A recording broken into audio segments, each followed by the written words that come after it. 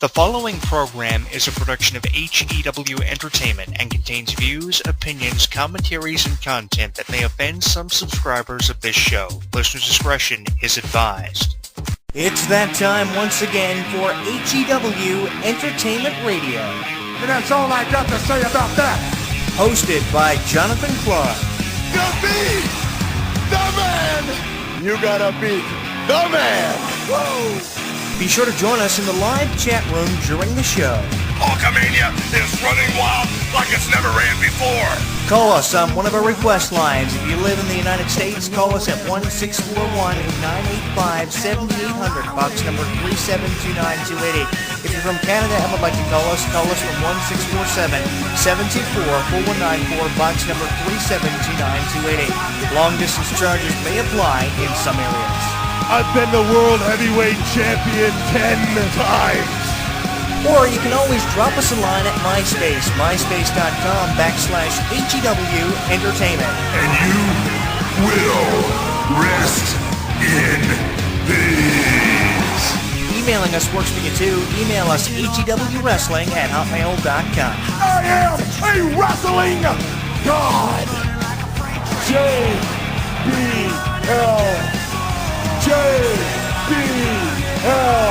And now, without any further ado, here is your host of HEW Entertainment Radio on the official website of HEW Entertainment, Jonathan Clarke. The champ is here.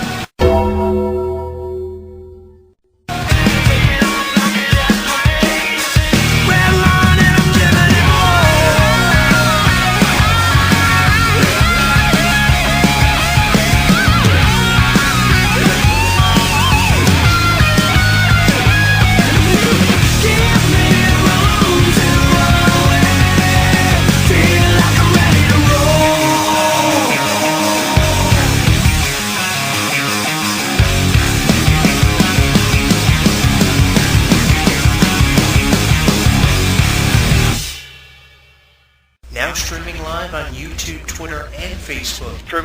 YouTube, Twitter, and Facebook. HEW Entertainment Radio is inviting you to comment on our video blogs, join the conversation, and like us.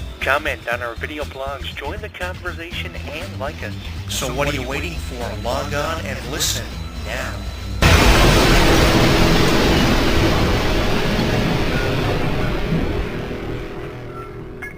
Don't miss out on any of the action. Download our app on the App Store, Google Play, and the official website of HEW Entertainment. Once you download and install it, you'll get caught up on news, YouTube videos, and more. Download it now.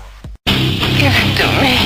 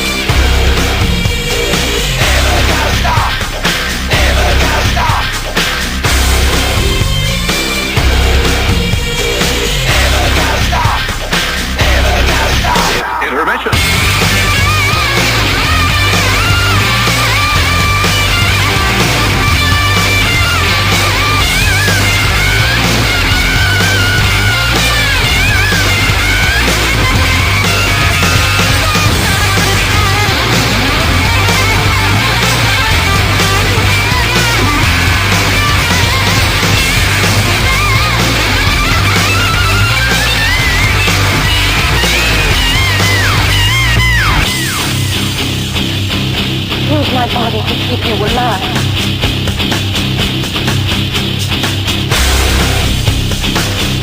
Use my body to keep you alive.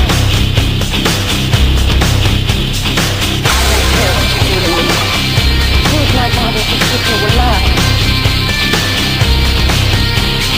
I don't care what you do to me. Use my body to keep you alive. Yeah, I'm under down, but 95. Kick boots and ultra loud. See as your horse show. Knock it nice and smooth. Step back and watch it flow. Yeah. Never gonna stop. Never gonna stop. Never gonna stop. Never gonna stop. We are pleased to be able to bring you this fine entertainment. It is The Undertaker's final WrestleMania, and his last opponent is Shane McMahon. I mean, who out there is going to buy into the idea that Shane McMahon is going to be the man who retires The Undertaker after 7 years of absence from Shane McMahon? I think wrestling fans would prefer to see the match 15 years in the making. The match of the century is what I've called it, and I don't think there's any wrestling fan out there that would argue that point that I've made. The Undertaker versus Sting is a match that needs to happen, and I think I can get away with saying that as I speak for every wrestling fan who ever was a fan of both The Undertaker and Sting, like I have been for at least the last 15 years that I've been watching both of them for World Championship Wrestling, for Sting, WWE, for The Undertaker. They were so loyal to their respective brands, and I think it's time for this match to happen now that they are under contract by the same company. Sting has not been seen on WWE television since his injury. I know that's playing a factor on why this match probably hasn't happened, but I can only pray for every Undertaker and Sting fan out there that this is not the end for The Undertaker, and we will see him again at events like SummerSlam and Survivor Series, because keep in mind, this match could be used to set up for Sting versus The Undertaker, say at SummerSlam, because that's the next 4-hour pay-per-view, and this is the next place we could possibly be seeing The Undertaker versus Sting and The Undertaker's retirement match, because they are not saying anything about The Undertaker retiring at WrestleMania. They're just saying it's his final WrestleMania. So say Sting comes out and pulls the interference on the behalf of Shane McMahon.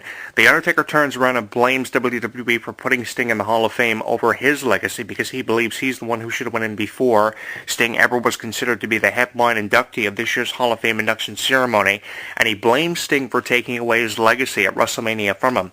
So then it sets up for a retirement match between Sting and The Undertaker, where either The Undertaker retires or both The Undertaker and Sting put their careers on the line and retire both of their legacies in one final match. I think there's still a lot for Sting to give us, and I still think there's a lot for The Undertaker to give us, because there's a lot of unfinished things for The Undertaker and Sting both to do. There's still a lot wrestling fans want to see out of these two icons who only defined the generation they were a part of. There's only one way of defining the generation past, and that's The Undertaker and Sting in their eyes, because everything they did in their generation really made the generation stand out. Now, people will argue the fact the Hulk Hogan's, the Macho Man Randy Savages, the Ted DiBiase's, the Andre the Giants were the ones that made professional wrestling and built the company in the early 1980s.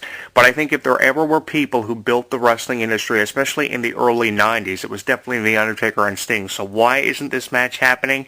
It's beyond me why. The only logical explanation that can be derived from all of this and the way things are being played out is the fact the wrestling business loves to deprive us of things we want to see. And that's why I give wrestling fans all the credit in the world for being some of the smartest people, because you guys chant post-WrestleMania 31 Undertaker in the interview with Sting that Renee Young did when Sting was talking about his future, saying he was going to reach out and grab whatever WWE threw his way, and he responded to the Undertaker chants by saying, I don't know.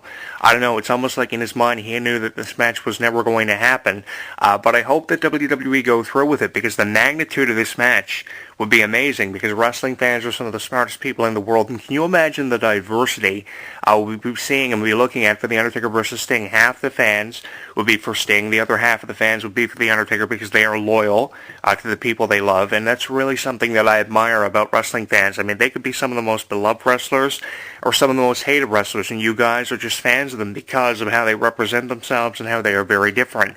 And I think the Undertaker versus Sting match would definitely put that on display in a way that no other dream match that we have seen, at least in the last 10 years, has been able to do for us, and give us something very special. Images with stilled in our minds that would be Instagrammed, videoed about on Facebook, posted on Twitter, tweeted out in the way of photos and videos and articles that we wouldn't be forgetting about anytime soon. This match would be awesome, and the storyline would also be very creative. I can't see why this storyline wouldn't be very creative, because of the psychology that we would be seeing from two of the greatest psychologists in the wrestling business. I mean, if psychology was ever to be defined, the only way it could be defined, like the era could only be defined, is through The Undertaker and Sting. Because if there ever were two of the greatest wrestling psychologists in the industry, yeah, you can argue the point of how Jake the Snake Roberts, Roddy Piper, Bret Hart were some of the greatest wrestling psychologists we had ever seen, and no doubt they were, with no disrespect to their legacies, past or present. But the thing is, The Undertaker and Sting stood out as two of the greatest wrestling psychologists we had ever seen in the wrestling business. I mean, who else could have played a dead man character more than Mark Calloway, or better than what Mark Calloway did? Glenn Jacobs tried a hand at Kane. You know, he was so effective, but it was still just a mirror image of The Undertaker. You can even go back as far as, say, the fake Sting or the fake Undertaker. I mean, WWE and WCW really tried to pull the wool over our eyes and say, you know, they are just as good of psychologists as the originals.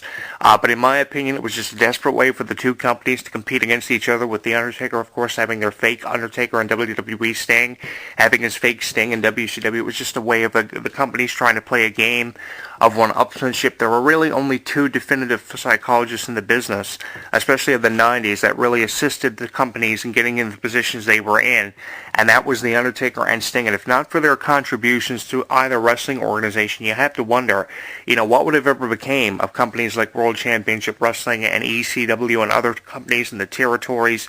What would have ever became of these companies when anything have ever been made possible for them? That will be something that will be argued for a very long time. But two of the greatest wrestling psychologists, you can put any wrestling psychologist up against The Undertaker and Sting in my books, and The Undertaker and Sting would come out on top.